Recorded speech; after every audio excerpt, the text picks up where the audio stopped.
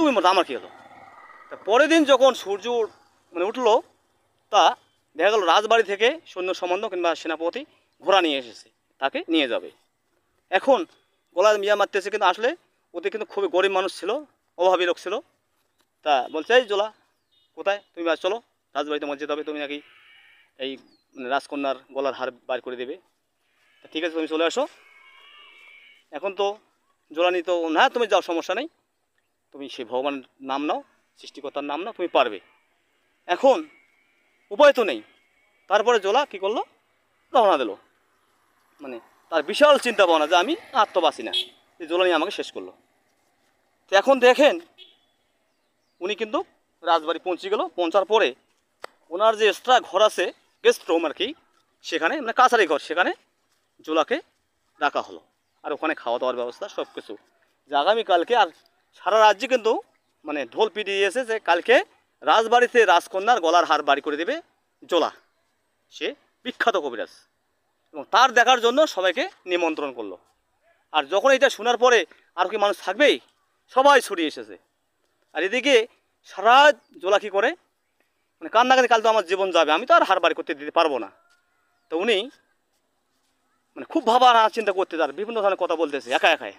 তা যারা কি না হারটা চুরি করেছে, তারা কিন্তু দুইজনে ওই কান পেতেছে, ওরা শুনতেছে বাপ রে বাপ, আসলে জোলার তো বিশাল ব্যাপার, এই জোলা যে আমাদেরকে ধরে আমাদের তো কাল তো মৃত্যুদণ্ড হবে। তো যাই হোক, দেখি কি বলে। তারপর জোলা বলতেছে যে নিন্দু মরবে, টুপো মরবে, আর গণকের গালায় দড়ি চড়বে। এই কথা শোনার পরে যে ওর বাড়ির যে আসলে ওই দুজনের নাম ছিল নিন্দু আর টুপো, তো ওনার শোনার পরে ওরা কিন্তু আতঙ্ক হয়ে গেল, বাপ রে বাপ কী হবে, তাহলে অবশ্যই অবশ্যই আমাদের কাছে জীবন চলে যাবে। তারপরে এরা তড়াধড়া করে যে যেহেতু জোলা একাই আছে ঘরে, তা উনিকে ঠুক ঠুক ঠুক করার পরে ওনারা ওনাকে ডাক দিল যে জোলা সাহেব, আমাদেরকে আপনি বাঁচান, যে আমরা এই হাটটা চুরি করেছি।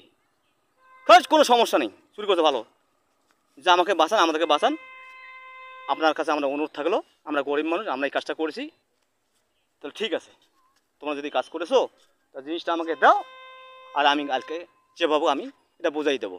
তারপরে কি হলো যে ঠিক আছে আসেন।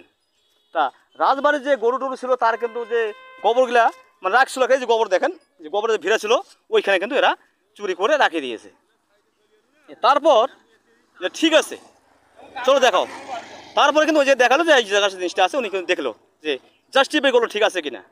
ঠিক আছে, যখন ঠিক আছে তারপরে এরা চলবে, যাও তোমার ঘুমো, আমি ঘুমাই, কোনো সমস্যা নেই, কালকে আমি যে কোনো ব্যবস্থা করবো। পরের দিনে সকালে দেখা গেলো যে লোক আসতে আসতে আসতে আসতে আসতে আসতে রাজবাড়ি লোক ভর্তি। আর এদিকে কী হলো, বিশাল একটা বিচার বসছে আর কি, যে জোলা এখন বার করে দিবি। তা জোলা তো সারা রাত ঘুম পাড়ার পরে আর ঘুম পরে আসো মোটামুটি তার ঘুম হয়েছে, টেনশন মুক্ত। তারপরে ঘুম পাড়ার পরে উনি বলছে ঠিক আছে আমি হার বার করে দেবো। তা রাজা মশাইকে বলছে, রাজা মশাই শুনে আমি একটা কথা বলি, কথাটা হলো আমি অবশ্যই অবশ্যই আপনার জিনিস বের করে দিতে পারবো, কিন্তু আমি মানুষকে বের করে দিতে পারবো না। কেন, যে আসলো কি না জিনিসটা ওদের কাছে কিন্তু নেই, ওরা চুরি করে এক জায়গায় রেখেছে, যদি তার কাছে থাকতে হয় আমি কিন্তু বের করে দিতে পারতাম। এই যে একটা উনি টেকনিক খাটালো। ঠিক আছে স্যার, সমস্যা নেই। তারপরে এক কাজ করে, ঠিক আছে কোদাল নেন, কোদাল নিয়ে যাওয়ার পরে কী করলো, এইখানে আসেন খোঁড়েন, যে গোবরে ঘুরা ভিড়া ঘুরার পরে দেখে আসলে হার ওখানে আছে। আসলে হারখান কিন্তু খুবই মূল্যবান দামি জিনিস ছিল, এই কারণে ওরা কিন্তু এর উপরে এত কিছু মানে ইয়া করছিল আর কি, দাবি করছিল। তারপরে ঠিক আছে উনি তো বের করে দিল, ধন্যবাদ ওনাকে, খুব সুন্দর একটা কাজ করেছে। তো যাই হোক, এনাকে যে 4 ভাগের 1 ভাগ অংশ দেওয়া হোক। ঠিক আছে, ওনাকে গোসল টোসল করার পরে, স্নান টান করার পরে তারপরে খাওয়া দাওয়া করবে, তারপরে ওনার ব্যবস্থা হবে।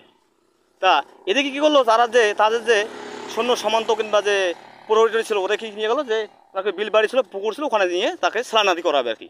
তা স্নানাদি করার সময় ওনাকে আরেকবার পরীক্ষা করা হয়েছিল। তো ওই ডুবি একটা জিনিস ধরছে, একজন দেখেন তো এটা বলুন এটা কী। তো উনি বলছিল এটা পুঁতির শালুক।